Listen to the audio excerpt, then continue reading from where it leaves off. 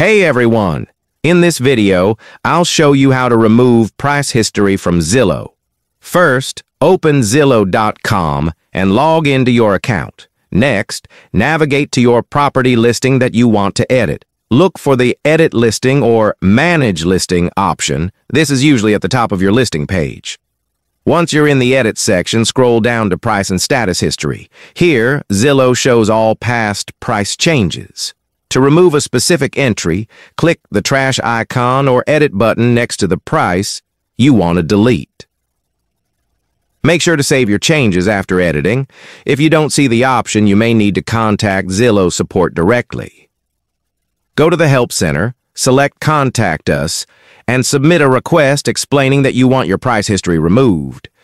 Zillow's team will review your request and make the changes if approved, and that's it.